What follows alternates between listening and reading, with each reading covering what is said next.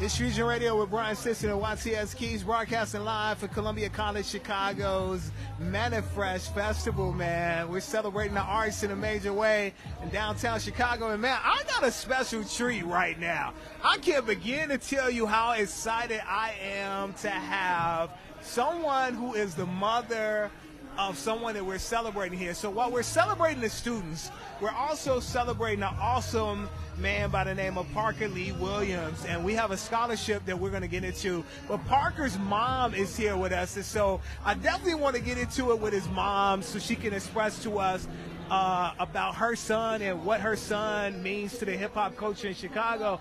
So, Mom, if you could introduce yourself, give us your name and everything, and then talk a little bit about your son and what he brought to the hip-hop culture here in Chicago. Hi. Tell me when I've got this. My name is Flora Koppel, and I'm the mother of Parker Lee Williams, or DJ P. Lee Fresh, as he was known here. And Parker was born in New York City.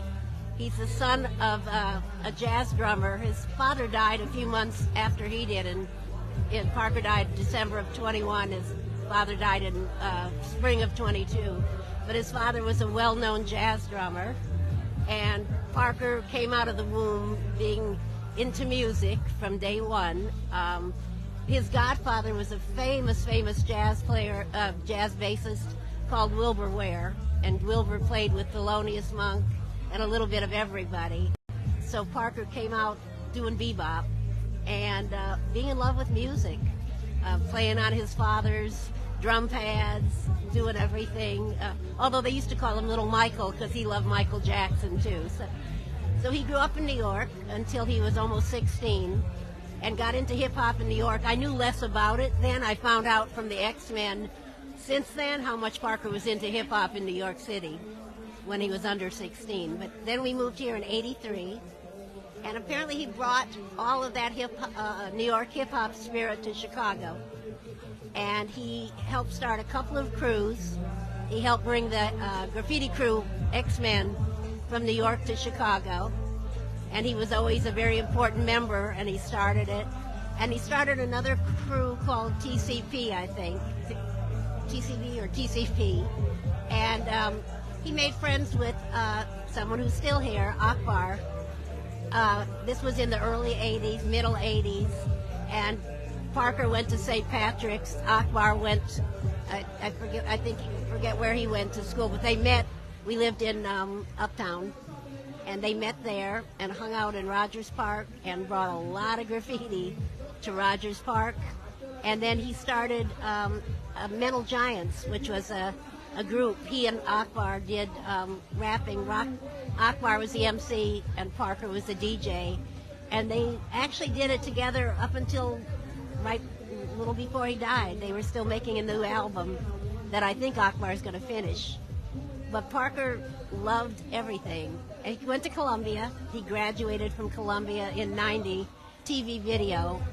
And his last year at Columbia, he was an intern with Harpo, with Oprah Winfrey. And he didn't leave there for 26 years.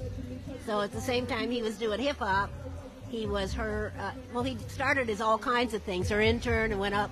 But by the end, he was her music director for about 10 years. And he said he wanted to bring that different spirit to her music. Not hip-hop exactly, but sort of. A different spirit than the real formal theme songs that people had then. He wanted to get that emotional spirit of what the music should bring was emotion and sound and everything. And he did that for Oprah, like I said, for a long time, till she left Chicago. And after that, he started a music library called Who's the Boss? And they had a lot of music from, like, Chicago artists in there. Some hip-hop, not all, but a lot of hip-hop artists. That library's still alive with his partner, Dave Herrera. But Parker's whole life was about music and art. That's who he was. And he even gave me a chance, because I went to Columbia many years, for a little while. I didn't graduate like him. But I had Gwendolyn Brooks as my poetry teacher, who told me I was a wonderful poet. And so Parker put my poetry on a record, and he had me sing behind Grandmaster Caz and Busy Bee and Akbar and some of his records. So he gave me that spirit as well. Anything you want to know about him, ask. What type of artist, for those that maybe never got a chance to hear his greatness, what type of artist was he? What type of subjects did he talk about in his music that maybe we can take a glimpse with us and maybe really get a better understanding of what he brought musically to the table? Well, he wasn't the MC, so he didn't write raps. His art on, his graffiti was more traditional, but he brought the New York style here. But he used to do faces, all kinds of happy, sad, other faces, but just to express the beauty and color. But as far as the when he and Akbar would work together, it was about life. It wasn't about violence. It wasn't about ugly. It was really about what life is about and achieving and just trying to talk about the spirit and the spirit of the music. Now, a lot of his DJing had a touch of jazz in it too. So he was doing his mixing, he was doing his thing, but he always had a little bit of that jazz feel, that bebop feel. He used some of his father's bebop music actually to use it as a DJ. He would use some of that sound. So he used all of that. So he just looked for beautiful sound or spirit and for things that talked about people and who they are and what it was. And Akbar is a great MC. I think he came and spoke to a class this past month or two. And he tries to honor Parker. He's trying to make the record with Parker because they kind of grew up together. Parker was a couple years older than him. But he really just wanted to have people understand and enjoy the music, enjoy the spirit. And he loved New York, he loved Chicago. He wanted the spirit of the city to be there. And he was a strong black man, which was a little challenging in our part, but he was. That's who he was. Because this country doesn't really let you be biracial. So he knew who he was.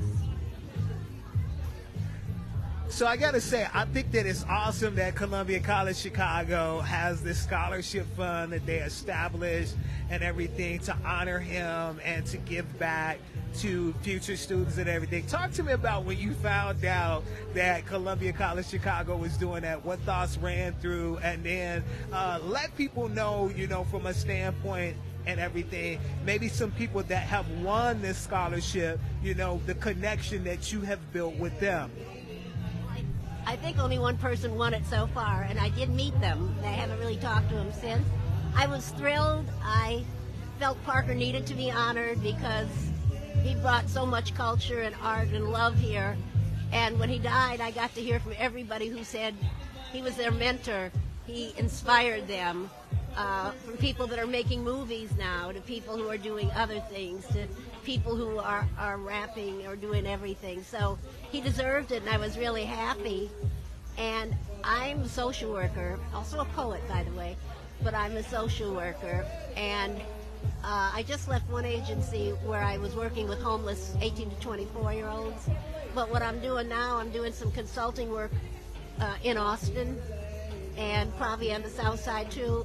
It's really looking at how hip-hop could be meaningful, engaging young people in doing violence prevention, because we moved here. Parker was like, he wasn't used to gangs. I'm sure they're there in New York now, but they weren't then.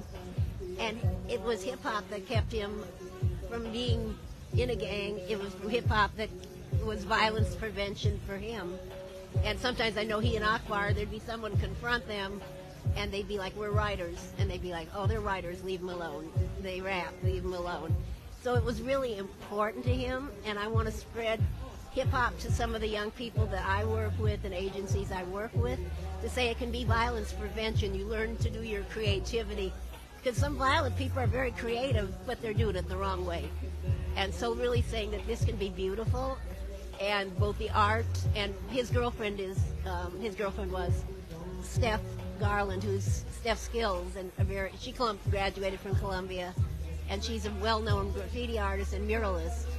And so taking that kind of art, that kind of graffiti, that kind of music, I think it's important. And so I'm trying to honor him too. And I hope some of the scholarships sometimes will go to a young homeless person who's trying to get out of it in a positive way. So I'm kind of part of the hip-hop community. I don't hip-hop, but I do write poetry. And Akbar's going to record me one of these days with some of my poetry.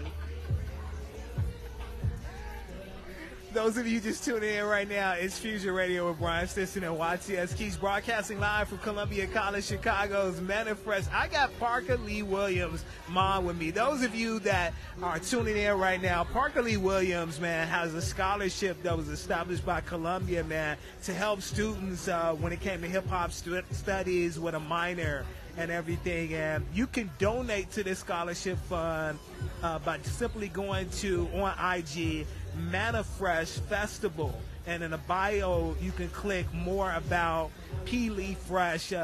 Just want to thank Mom for stopping by, taking some time out. I send my condolences out to you on the loss of your son, and if there's any last words you'd like to share with the listeners and the viewers of Fusion Radio.